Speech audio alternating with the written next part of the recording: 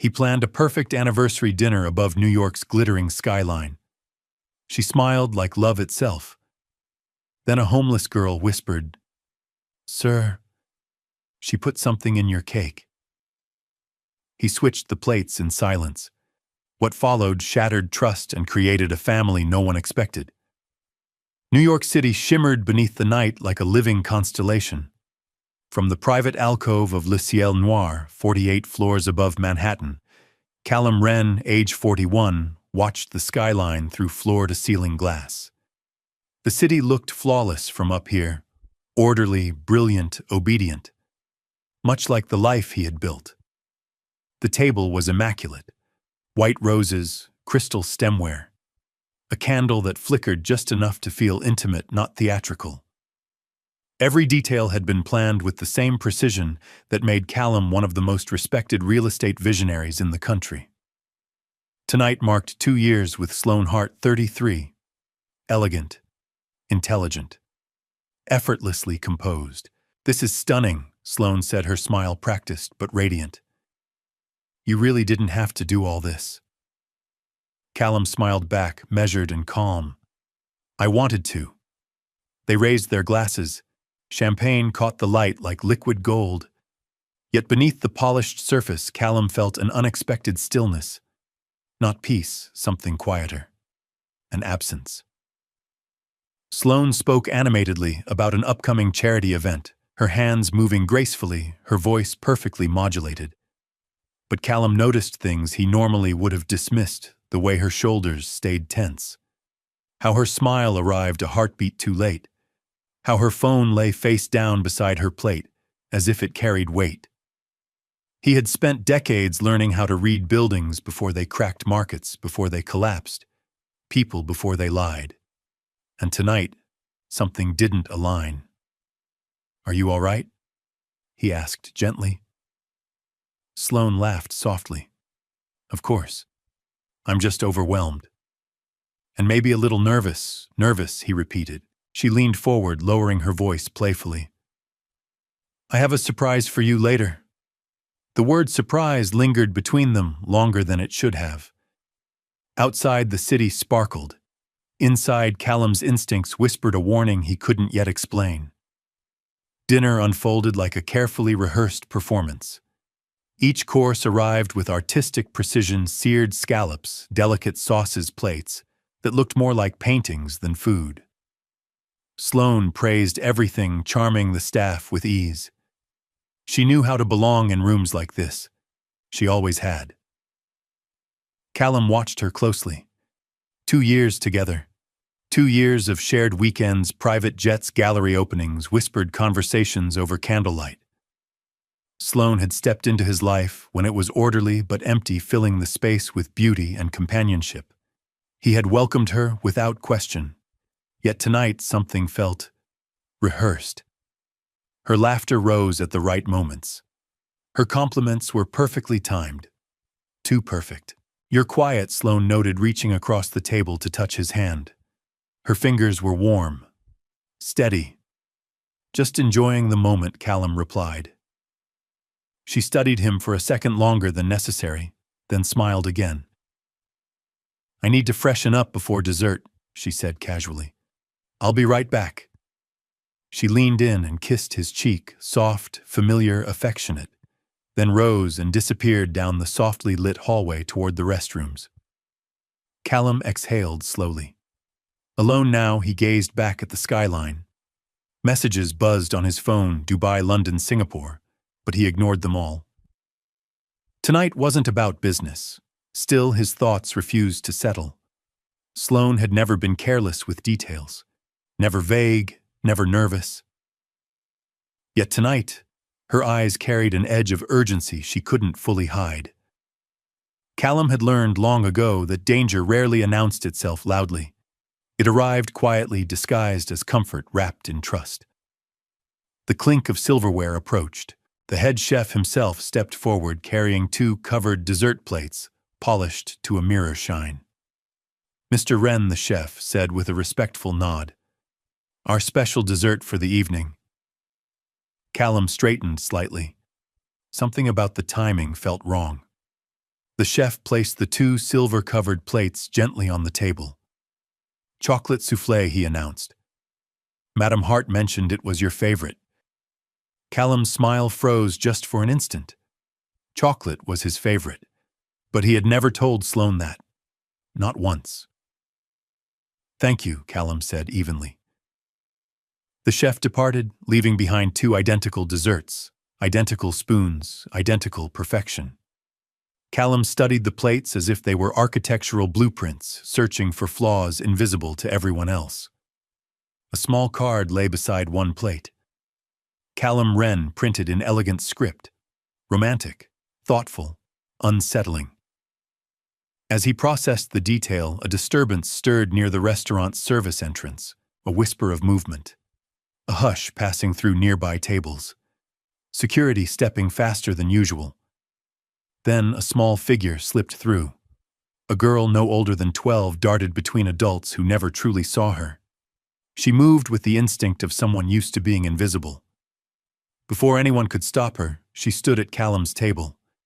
She wore a faded blue hoodie, several sizes too big sleeves hiding her hands. Her hair was pulled back messily, her face pale but determined. Her eyes clear, focused, unafraid, locked onto his. "Sir," she whispered urgently, pointing toward the desserts. "Don't eat that."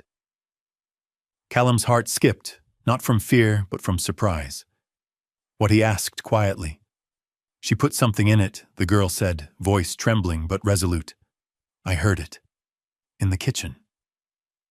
Security rushed forward, apologizing profusely as they reached for the girl. Before she was pulled away, she leaned closer and whispered one final sentence, "Please, switch the plates, when she's not looking." Then she was gone. Callum sat motionless, staring at the two untouched desserts. Outside, the city glittered on. Inside, everything had changed. The girl was gone, but her words stayed. Callum remained seated, his posture unchanged, his expression calm enough to fool anyone watching. Around him, the restaurant slowly returned to its rhythm, soft music, murmured conversations, the quiet clink of cutlery against porcelain. But inside Callum's mind, everything sharpened. "She put something in your cake." The rational part of him tried to intervene. Children misheard things. Coincidences happened. This was an exclusive restaurant with layers of security and reputation at stake. Sloane was his partner, trusted, admired, woven into his life. And yet, the girl's eyes had not carried fear or confusion. They had carried certainty. Callum glanced toward the hallway leading to the restrooms. Sloane had been gone longer than expected. Not alarmingly long, just long enough to register. He lowered his gaze to the desserts. Two identical silver domes. Two identical spoons. Two futures separated by one choice. If the girl was wrong, switching the plates would change nothing. An awkward mistake at worst. If she was right. Callum exhaled slowly through his nose. He had made billion-dollar decisions with less information than this. He had trusted his instincts when numbers lied and appearances comforted. The girl had no reason to lie. No gain, no audience, no benefit. That more than anything unsettled him. His eyes flicked again toward the hallway. Still no Sloane. With a smooth, almost careless motion, one that looked more like adjusting table settings than making a life-altering decision. Callum slid the plates, exchanging their positions. The card with his name moved with the plate. He noticed his fingers didn't shake. That surprised him. As he settled back into his chair, footsteps approached. Sloane emerged from the hallway, refreshed, radiant, every inch the woman who belonged in rooms like this. "Did I miss anything?" she asked lightly. Callum smiled. Dessert arrived. Her eyes flicked quickly, unconsciously, to the plate now sitting in front of her. And for the first time that night, her smile hesitated. They lifted the silver covers together. Two identical chocolate soufflés revealed themselves perfectly risen, dusted with gold leaf, surrounded by delicate swirls of raspberry sauce. Beautiful. Immaculate. "Looks incredible," Sloane said, picking up her spoon. Callum mirrored her movement but did not rush. He studied the dessert as if appreciating the craftsmanship, then glanced up at her. "Shall we?" she prompted, her tone light. Callum took a small bite, barely more than a taste, then set his spoon down, reaching for his wine instead. "The pairing is excellent," he said calmly. "Really brings out the cocoa." Sloane smiled and took a larger bite. She murmured. "Perfect." Callum nodded, engaging her in conversation, as if nothing unusual had occurred. He asked about her charity gala plans. She spoke animatedly, gesturing with her spoon, confidence fully restored. But Callum was no longer listening to her words. He was watching. Minutes passed. At first nothing changed. Then Sloane pressed her fingers lightly to her temple. "Headache?" Callum asked gently. She laughed it off. "Too much champagne, probably." A few moments later, her hand trembled as she reached for her water glass. She paused, frowned slightly, then drank. Callum's chest tightened, not with panic, but with confirmation. He continued the conversation, his voice steady, his demeanor unchanged. Years of negotiation had trained him well. Emotion was never allowed to lead. A faint sheen of perspiration appeared on Sloane's forehead. "Are you sure you're okay?" he asked again. "I'm fine," she said quickly. Too quickly. "I just need a minute." Her phone buzzed on the table. She glanced at it, and something dark flickered across her face, confusion, then irritation. Callum caught the screen reflection in the polished silverware. Nothing yet. It should have worked by now. His pulse slowed. The truth settled over him, not like a shock, but like ice. The girl had been right. Across the table, Sloane's smile strained as she tried to maintain composure, unaware that the man she thought she was deceiving was now quietly dismantling her plan. "Callum," Sloane said, her voice slightly unsteady, "I don't feel very well." He leaned forward, concern, genuine tone, calm. "Then we should get help." "No," she said sharply, then softened it too late. "I just need some air. Let's go for a walk." Her insistence rang louder than any accusation. Callum did not confront her. He did not ask why. He did not raise his voice. Instead, he signaled discreetly to the maître d'hôtel. "My companion isn't feeling well," he said quietly. "We'll need medical assistance." Sloane's eyes widened. "That's not necessary." "It is," Callum replied gently but firmly. Within moments, the restaurant responded with professional efficiency. Space was cleared, voices lowered, privacy maintained. No spectacle, no judgment. Sloane's hands trembled as she stood. Her balance faltered slightly, and Callum steadied her without comment. "You don't have to do this," she whispered. Callum met her gaze. "I do." Paramedics arrived, calm and respectful. They spoke softly to Sloane, asking simple questions, offering reassurance. Callum answered when needed, age, symptoms, timing, sticking to facts. He mentioned dessert without accusation. As Sloane was guided toward the elevator, she looked back at him, confusion clouding her features. "Why?" she asked faintly. Callum did not answer. Not yet. At the hospital, doctors took over, efficient and focused. Sloane was stabilized quickly. A physician approached Callum afterward. If she hadn't come in when she did, this could have been much worse. Callum nodded once. In the quiet waiting area, he finally allowed himself to breathe. He thought of the girl, the way she had risked being removed, ignored, dismissed just to warn him. Somewhere in this vast city, she had disappeared again. And Callum knew with absolute clarity that finding her mattered just as much as uncovering the truth behind what had nearly happened. Because tonight hadn't just exposed betrayal. It had revealed an unexpected act of courage and a responsibility he could no longer ignore. The hospital corridor smelled faintly of antiseptic and late-night coffee. Callum sat alone on a gray vinyl chair, hands folded, posture straight. From the outside, he looked composed, another successful man waiting out an inconvenience. Inside, his thoughts moved with surgical precision. A nurse passed by confirming that Sloan Heart 33 was stable and under observation. The doctors will run further tests, she said kindly. You did the right thing bringing her in. Callum thanked her. When the hallway quieted again, his gaze drifted to the handbag resting beside him, Sloane's. It had been placed there by a paramedic in the rush untouched since. Callum hesitated. Privacy mattered. Trust mattered. But intent mattered more. He reached into the bag and retrieved her phone. The screen lit up at his touch.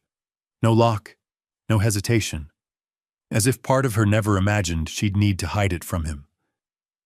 A message thread sat open at the top. J. It should have worked by now. Sloan nothing yet. He's fine, Jay, that doesn't make sense. Callum's chest tightened, not with fear, but with clarity. He scrolled slowly, carefully, like an investigator preserving evidence in his own mind. There were weeks of messages. Polite at first, casual, then deliberate, calculated. Mentions of timing. References to documents. Careful language around making it look natural. No violence, no cruelty in tone, just efficiency. Callum leaned back, staring at the white wall across from him. 2 years. 2 years of dinners, trips, laughter. All of it structured, planned, managed. He felt a hollow ache, not because he had been deceived, but because he had allowed himself to believe in something without questioning it. Footsteps approached. A woman in a dark blazer stopped in front of him. Mr. Wren, yes, I'm Detective Mara Holt, NYPD. May we speak? Callum locked the phone and stood. Of course. As they walked toward a private consultation room, Callum knew one thing with certainty. The girl at the restaurant had not just saved his life. She had exposed a truth no one else had seen coming. Detective Holt closed the door gently behind them. She didn't rush. She didn't dramatize. She spoke the way experienced professionals do when facts are heavy enough on their own. We've reviewed the initial medical findings, Holt said. Your companion's symptoms suggest something that shouldn't have been there. We're running further analysis. Callum nodded. I understand. Holt studied him for a moment. Before tonight, did you have any reason to suspect something was wrong? Yes, Callum replied evenly. But not in the way you're thinking. He told her everything. The dinner, the desserts, the girl. Holt didn't interrupt. When he finished, she leaned back slightly, expression thoughtful. You're not the first person to come close to something like this. Callum's eyes sharpened. Meaning, we've been quietly tracking a pattern, Holt explained. Affluent individuals, socially visible, few close family ties, situations that initially look like health emergencies. How many, Callum asked. Enough to concern us. Silence stretched between them. Callum handed her the phone. This may help. Holt reviewed the messages, her jaw tightening subtly. This confirms a lot. She met his gaze. Your cooperation is going to be critical. You'll have it, Callum said without hesitation. Holt nodded, then hesitated. There's something else. Callum waited. The girl you mentioned, we believe she may have overheard more than she realized. That makes her a potential witness. Callum felt a surge of protectiveness, not possessive, not emotional, but deeply human. Has she been found? He asked. Not yet, Holt admitted. But shelters in the area recognize the description. Callum stood. I want to help locate her. Holt raised a brow. This isn't your responsibility. Callum shook his head. She acted responsibly. I intend to do the same. Holt considered him, then nodded. If you find her, let us know immediately. And Mr. Wren? Yes, you did exactly what you should have done tonight. You stayed calm. You protected everyone involved. Callum exhaled slowly as she left. For the first time since the restaurant, his composure wavered, not from fear, but from the weight of what might have happened, and from the quiet realization that a child no one noticed had been the most responsible person in the room. Dawn crept into the city like a soft apology. Callum hadn't slept. From the back seat of his car, he watched New York wake up delivery trucks, joggers, street vendors setting up for the day. Life moved forward unaware of how close it had come to changing irrevocably. St. Bridget's youth shelter is 3 blocks ahead, his driver said. Callum nodded. Thank you. The shelter was modest, clean, purposeful. A place built not to impress, but to endure. Inside, a staff member listened carefully as Callum described the girl, her age, her hoodie, her urgency. The woman's expression softened. She sometimes goes by Rue, she said. Not her real name. Smart kid. Very cautious. Is she safe? Callum asked. As safe as she can be, the woman replied honestly. She comes and goes. Doesn't stay long. Callum left his contact information, careful not to push. Outside, the morning air felt colder. He drove slowly through nearby streets, scanning benches, bus stops, park entrances, not searching frantically, but attentively. Then he saw her. A small figure sat alone on a park bench, backpack tucked close, blue hoodie pulled tight. She watched people pass like she was studying how the world worked. Callum stepped out of the car alone. He approached slowly, stopping several feet away. Rue looked up instantly. Alert. Ready. You switched the plates, she said. Yes, Callum replied. Because of you. She studied his face, weighing risk. You okay? She asked. I am, he said honestly. Thanks to you. A pause. I didn't want anyone to get hurt, Rue said quietly. Callum nodded. Neither did I. He didn't offer money. He didn't offer promises. He asked one simple question. Have you eaten this morning? Rue hesitated. Pride battled need. Finally, she shrugged. There's a diner nearby. Callum smiled gently. Would you allow me to buy you breakfast? After a long moment, Rue stood. Okay, she said. But just breakfast. Callum nodded.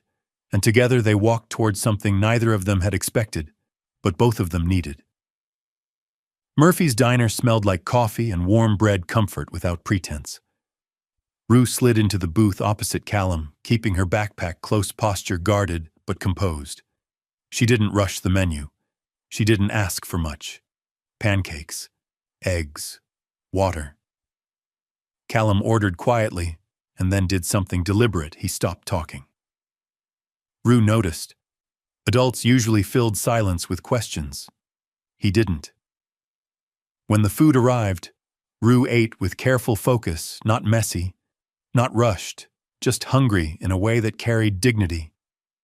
Callum watched without pity, without judgment. He checked his phone once, then set it face down. Whatever was happening in boardrooms could wait. You didn't ask my name, Rue said between bites. I didn't want to, Callum replied. Not unless you wanted me to. She studied him, then after a moment nodded.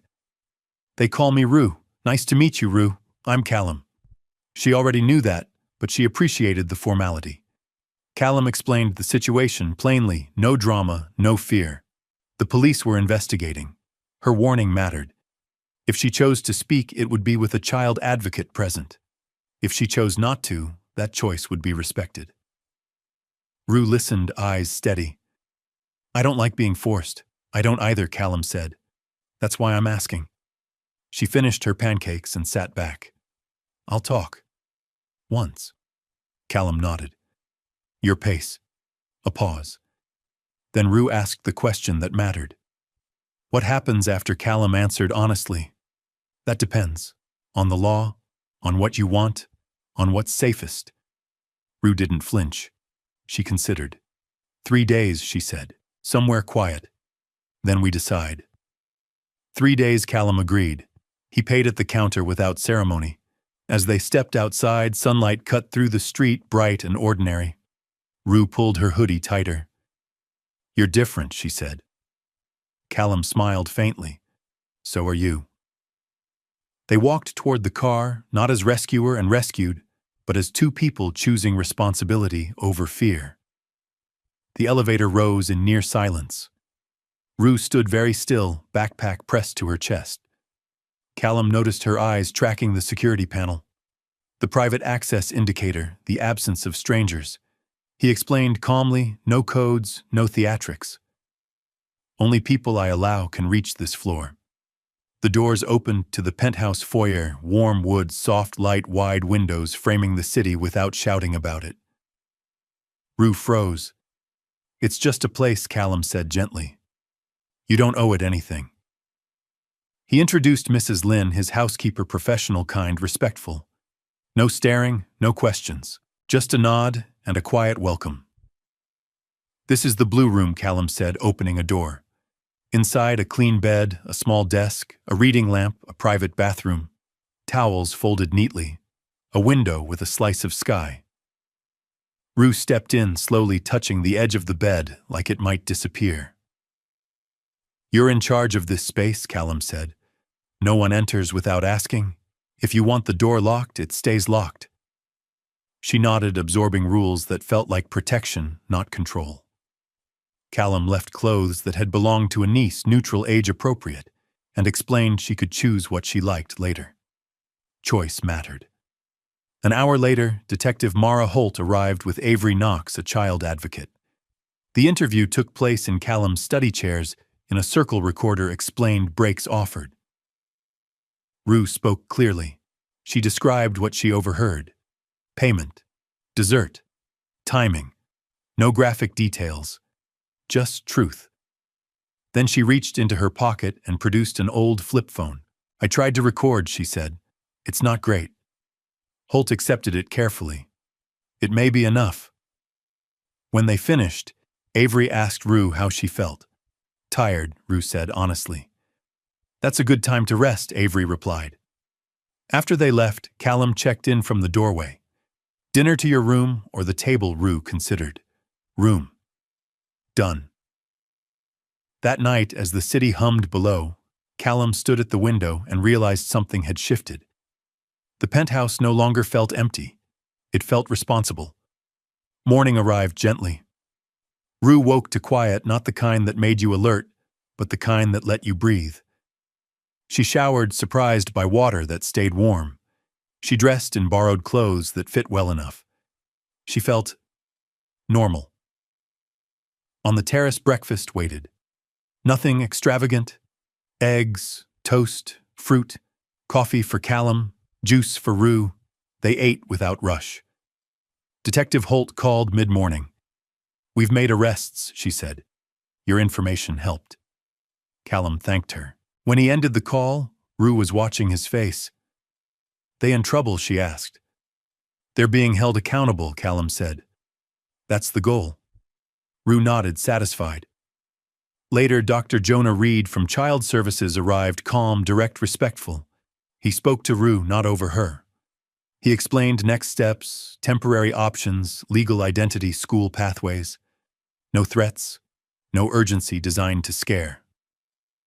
Rue listened, then asked, Do I get a say? Yes, doctor, Reed said. Always. Callum took a breath.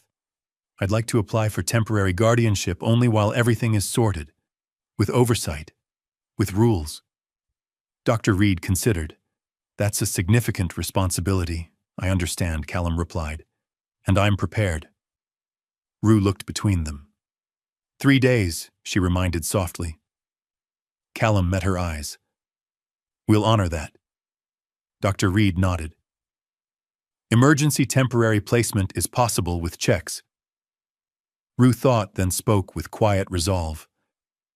I want to stay, for now. The adults agreed carefully, correctly.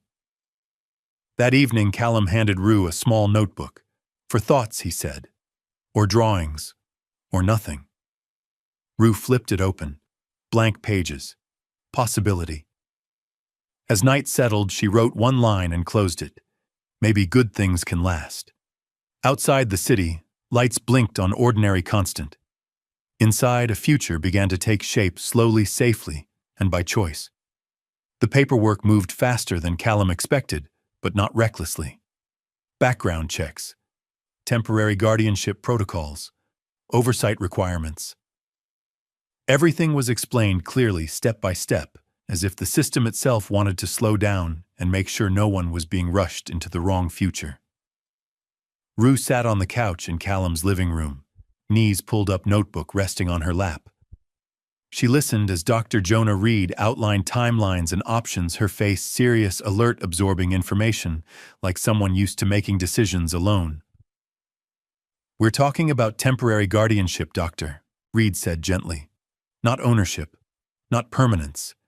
It simply ensures stability while we sort out identity records and next steps." Rue glanced at Callum. "You can change your mind?" "Yes," Callum answered immediately. "At any point. And so can you." That mattered. Dr. Reed smiled faintly. "That's exactly how it should be." When the meeting ended, Rue didn't retreat to the blue room. Instead, she wandered toward the windows, staring at the city below. The streets looked small from up here, like a map instead of a maze. "You don't have to do this," she said quietly, not turning around. Callum joined her at a respectful distance. "I know. You don't owe me," she added. "I'm not doing it because I owe you," he replied. "I'm doing it because it's right, and because I want to." Rue turned, then studying his face the way she had studied strangers on the street looking for cracks. "People say that a lot," she said. "Then things change." "They do," Callum agreed. "That's why we're doing this carefully. With rules. With people watching. With your voice included." She considered that. Then she nodded once.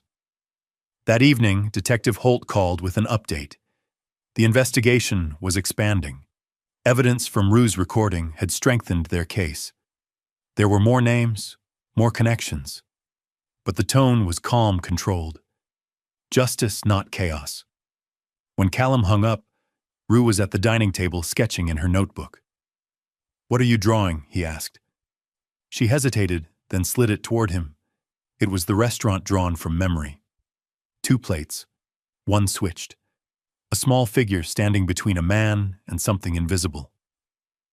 Callum felt a quiet ache in his chest. Not pain. Recognition.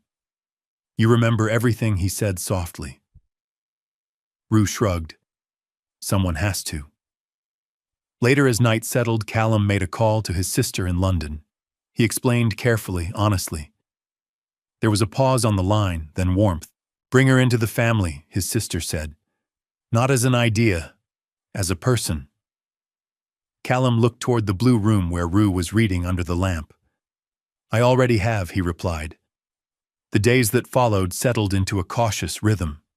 Not a montage, not a miracle, just consistency. Rue woke early out of habit, then slowly learned she didn't have to rush. Breakfast happened every morning. Not extravagant, just reliable. Mrs. Lynn greeted her with quiet kindness, never prying, never hovering.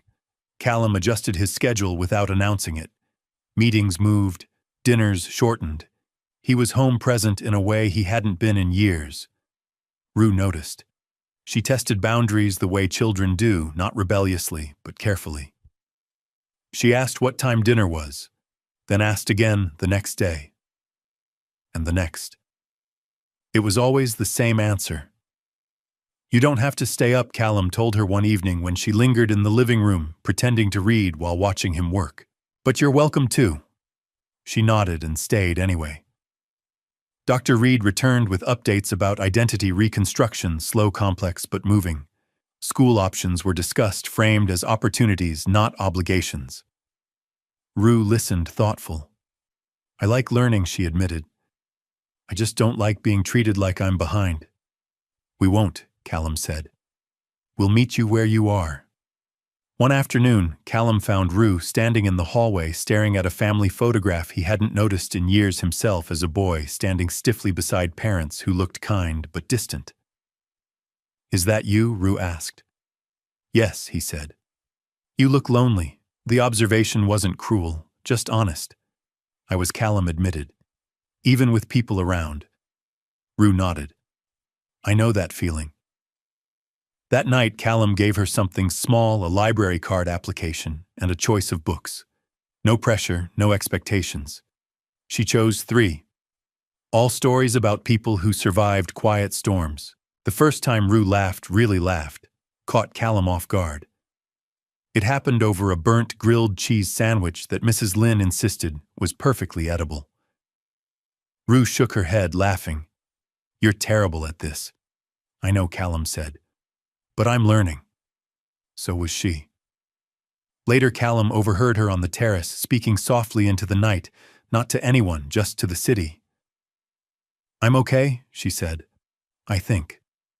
Callum didn't interrupt. He understood that healing didn't come with announcements. It arrived in moments you almost missed. And slowly, quietly, the penthouse stopped feeling like a place Rue was staying. It began to feel like somewhere she belonged. The hearing took place in a quiet chamber, not a courtroom. Judge Eleanor Shaw, early 60s, reviewed documents with careful eyes. She asked Rue direct questions about safety routine comfort. Not trick questions, not tests, just truth. Rue answered steadily. "He listens," she said. "He doesn't decide things without me." Judge Shaw nodded, then turned to Callum. "Temporary guardianship is responsibility, not rescue." "I understand," Callum replied. "And I welcome the accountability." After a long moment, the judge closed the file. "I'm granting temporary guardianship for 6 months with regular review." Rue didn't smile. Not yet. Outside the building, sunlight spilled across the steps. Callum knelt slightly so he was level with her. "You okay?" he asked. Rue thought, then nodded. "Yeah, I think so." That evening, Callum's sister arrived with her family. No grand introductions, just warmth, questions asked respectfully, space given naturally. Rue watched it all with cautious interest. Later, Callum found her on the terrace, again, notebook open. "What are you writing now?" he asked. She hesitated. "A rule." "For what? For us?" Callum raised an eyebrow. "Okay," she read it aloud. "Rule 1, we talk when things feel weird. We don't pretend." Callum smiled. "That's a good rule." Rue closed the notebook. "Can I add another later anytime?" he said. She leaned against the railing, looking out at the city. "You know," she said, "I didn't save you because you're rich." "I know," Callum replied. "I did it because it felt wrong not to," she continued. Callum placed his hand on the railing beside hers. Not touching, just close. That's what makes it matter. The city lights came on one by one. Inside, something settled, not perfectly, not permanently, but enough. Not a fairy tale. A beginning. Stability arrived quietly. Not as certainty, not as comfort, but as repetition. Rue learned that mornings came with the same sounds: Mrs. Lynn moving softly in the kitchen, the low hum of the city below, Callum's footsteps measured and familiar. Nothing rushed her. Nothing demanded performance. And that strangely felt heavier than chaos. On the 4th morning after the hearing, Rue didn't come to breakfast. Callum noticed immediately, but he didn't knock. He waited. A few minutes later, Rue appeared in the hallway, hoodie-zipped backpack slung over one shoulder. "I was thinking," she said carefully. "What if this is just temporary?" Callum leaned against the wall, giving her space. "It is temporary," he said honestly. "That's how the system works." Her jaw tightened. "That's what I mean." She wasn't angry. She was bracing. Callum nodded. "Staying is harder than leaving," he said, "because leaving hurts once. Staying asks you to trust every day." Rue studied him, surprised by the accuracy. "You're not supposed to get that. I've had practice," he replied. "Different reasons. Same feeling." They sat at the kitchen table together, neither touching their food at first. "I don't want to mess this up," Rue said quietly. "I don't know how to do normal." "You don't have to," Callum said. "We'll define what works for us." She looked down. "And if I decide later that I can't stay, then we talk," he said, without hesitation. "And we make the next decision together." That answer landed. Later that day, Callum took Rue to the library, not as an outing but as a statement. a place where she could choose. She returned with a stack of books far heavier than expected. "You sure?" he asked, smiling. Rue nodded. "I like knowing I can return them."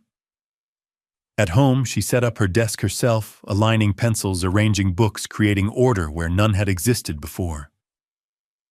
That night, Callum found a note slipped under his office door. "I don't know if I'm staying forever, but I'm staying today." Callum folded the note carefully and placed it in his wallet. For the first time, staying didn't feel like a risk. It felt like a commitment. Part 17. The conversation never had approximately 600 words. The call came just after sunset. Detective Holt's voice was steady, professional. "We've completed another round of arrests. The network is collapsing." Callum exhaled slowly. "And Sloane, she's cooperating, providing names, dates. She's accepted responsibility?"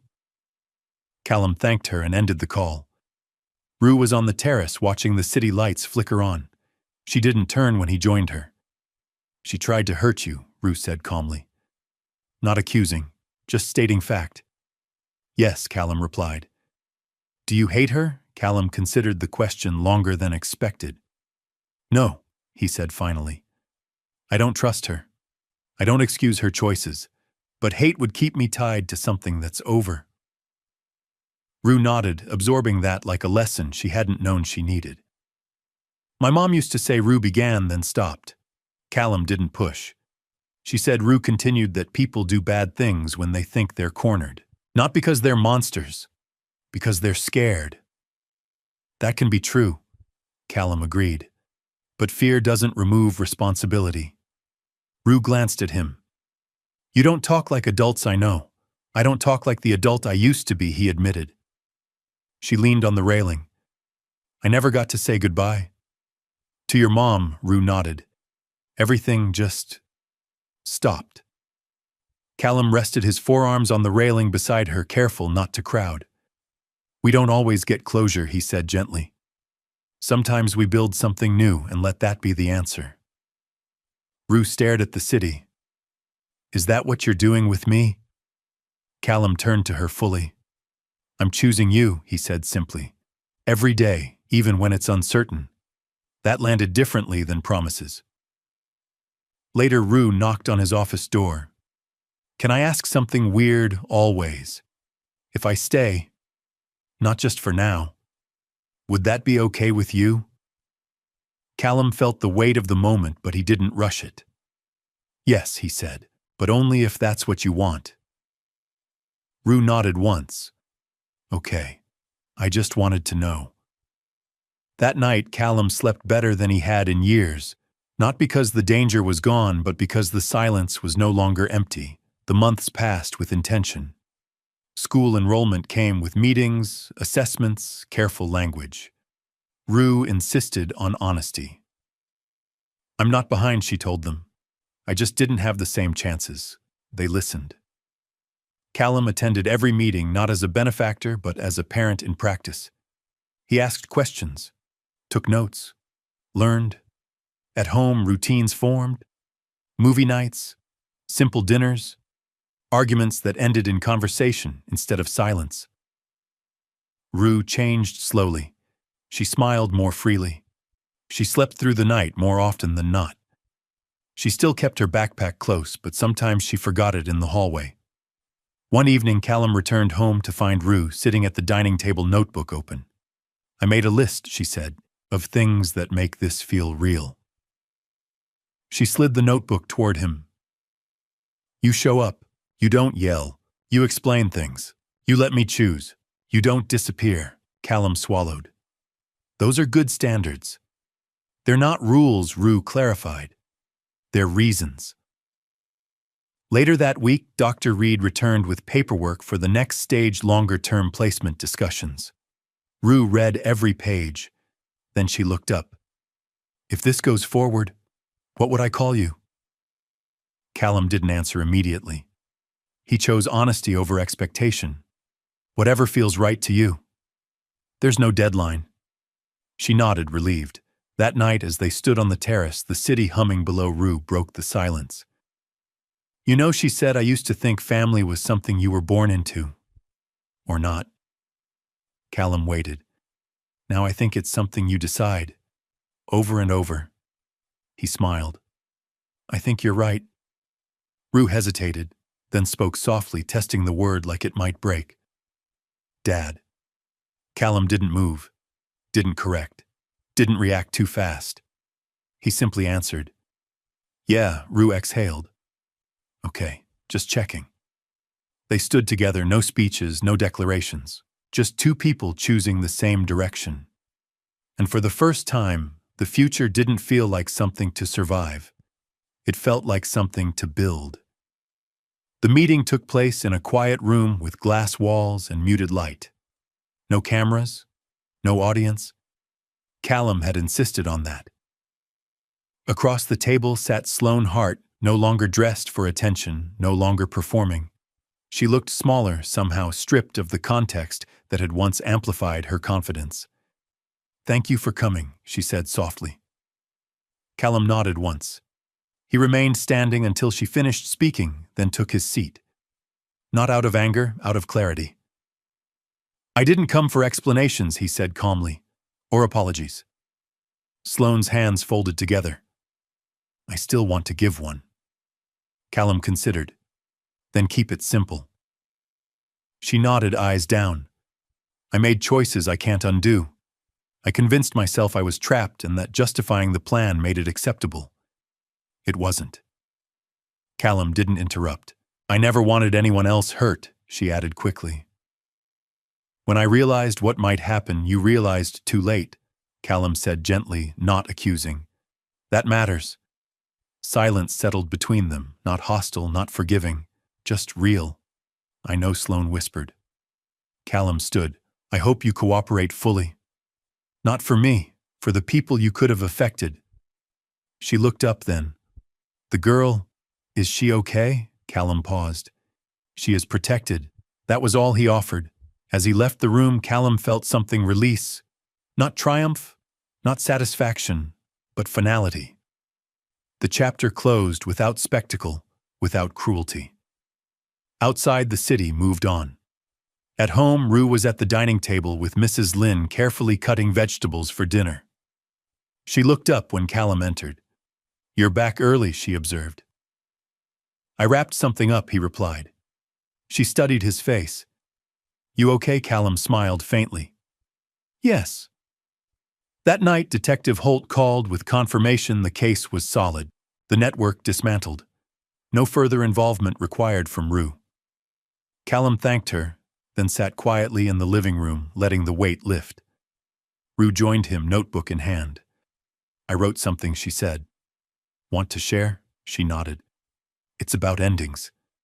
She read aloud, voice steady. Some endings are loud, some are quiet. The good ones don't chase you. They let you sleep. Callum felt a warmth behind his eyes. He didn't fight. You're very wise, he said. Rue shrugged. I had a lot of practice. Later, as the lights dimmed and the city hummed outside, Callum realized something essential. Closure didn't come from punishment or confrontation. It came from choosing what and who you carried forward. Spring arrived without announcement. The city softened. Trees bloomed. Light lingered longer in the evenings. So did Rue. School had become routine, not perfect, but steady. She had a favorite teacher now, a classmate she trusted enough to sit beside at lunch, a backpack that stayed on the hook by the door instead of clutched to her chest. One Saturday morning, Callum found her at the kitchen counter, focused on filling out a form. What's that? He asked. She slid it toward him. School emergency contact. They want to know who you are to me. Callum read the line, then looked up. What would you like me to be listed as? Rue thought carefully. Then she picked up the pen and wrote Callum Wren Guardian. She paused, crossed it out, then wrote again, Callum Wren Parent. She didn't look at him when she finished. Callum didn't rush his response. He took a breath. Are you sure? Rue nodded. I don't want to pretend anymore. They submitted the form together. That afternoon, Dr. Reed returned with updated documents. The next phase was clear. Longer-term placement. A path forward. Rue read every page, asked questions, made corrections where language felt unclear. Finally, she signed her name, steady, deliberate. That evening, Callum gave her a small box. "No pressure," he said. "Just something I wanted you to have." Inside was a simple silver necklace with a star-shaped pendant. Rue turned it over. On the back, engraved in clean lettering, "Family by Choice." She swallowed hard. "It's not a promise," Callum added quickly. "It's just a reminder." Rue reached up and let him clasp it around her neck. Later on the terrace, she stood beside him, fingers resting on the pendant. "Do you think," she asked softly, "that people can build something new without erasing where they came from?" "Yes," Callum said, without hesitation. "I think the best things include both." Rue nodded. "Then I'm ready." "For what?" "For the next part." Callum looked at her, not as someone saving someone else, not as a man filling a void, but as a parent standing beside a child who had chosen to stay. The city lights flickered on one by one. Below them, life continued busy, imperfect, alive. Above it all, in a quiet place built on trust, a family stood not because they had to, but because they wanted to. The final hearing took place on a morning washed clean by spring rain. Sunlight filtered through tall courthouse windows, soft and unassuming, as if the city itself were holding its breath. There was no audience, no press, no sense of spectacle. Just a quiet room, a long table, and a judge who believed that the most important decisions should never feel rushed. Judge Eleanor Shaw reviewed the last set of documents, her glasses resting low on her nose. She looked first at Callum, then at Rue. "Before we conclude," she said, "I want to hear from you both separately and honestly." Rue sat up straight. She wore a simple navy dress she had chosen herself. No costume, no performance, just her. "Rue," the judge said gently, "you understand what adoption means. Permanence, responsibility, change. Do you want this? Not because it feels safe today, but because you believe it will still feel right tomorrow." Rue didn't answer immediately. She looked at Callum not for permission, not for reassurance, but to confirm something unspoken.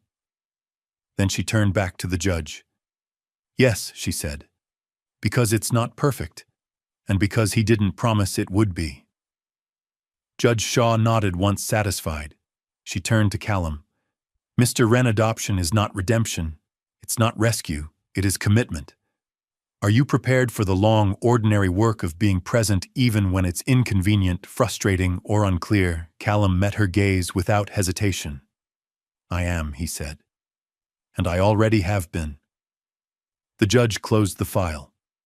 "In that case," she said, her voice warm but firm, "the petition for adoption is granted." The sound of her pen signing the final page was almost impossibly quiet. Rue exhaled a breath she hadn't realized she was holding. Outside the courthouse, the rain had stopped. The air smelled new. Callum and Rue stood on the steps, neither of them moving right away. This was not a moment that needed cheering. It needed space. So Callum said finally, a small smile forming, "What do you want to do now?" Rue thought about it. "Go somewhere normal." He laughed softly. "I can do normal." They went to Murphy's Diner, the same booth, the same cracked vinyl seats, the same waitress who recognized them immediately. "Pancakes?" she asked Rue. Rue nodded. "Extra syrup." As they waited for their food, Rue watched people come and go, families, couples, strangers brushing past one another without noticing. Once she would have watched with calculation, with distance. Now she watched with curiosity. Halfway through breakfast, Rue spotted a boy near the counter. Thin jacket, shoes too big, eyes alert in the way children get when the world hasn't proven itself yet. She leaned closer to Callum. "He's hungry." Callum followed her gaze. He nodded once. They didn't make it dramatic. When the food arrived, Rue carried an extra plate to the counter herself. You can sit here, she told the boy casually. They don't mind if you do. The boy hesitated. It's already paid for. Rue added, setting the plate down. Would be a shame to waste it. She didn't wait for thanks. She didn't explain. She simply walked back to the booth.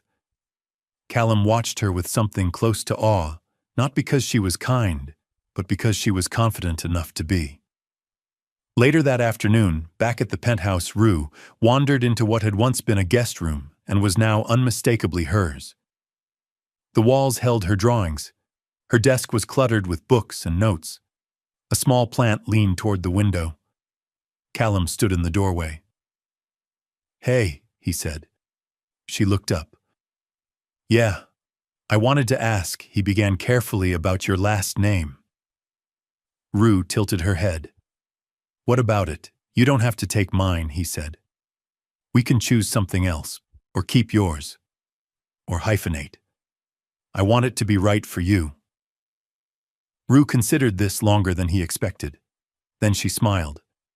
I want yours, she said. Not because it's fancy, because it stayed. Callum felt the words settle somewhere deep. That evening, as the city lights blinked on below the terrace, Callum handed Rue one last small box. Inside was a silver picture frame. The photo showed two figures standing in front of a diner window, reflections slightly distorted by glass. A man and a girl side by side, not posed, not centered. On the back of the frame, engraved simply, "What remains is what we choose." Rue traced the words with her finger. Can I put it in the living room? She asked. Of course, Callum said. It's your home. She paused, then corrected herself with a quiet certainty. Our home.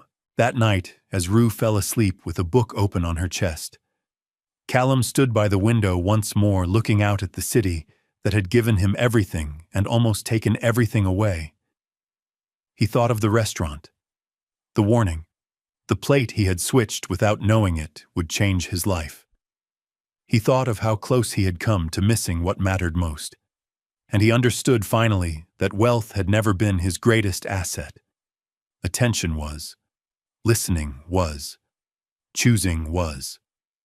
In a city that never stopped moving, two lives had intersected for one quiet reason: someone had seen, someone had acted, and someone had stayed, not because fate demanded it, but because love, when chosen carefully, always does. Did this story move you? Share your thoughts in the comments and rate this story from 1 to 10. Don't forget to like, share, subscribe to the channel, and click the bell icon so you don't miss other heartwarming stories. Click on the last screen to see the next emotional chapter waiting for you. See you in the next story.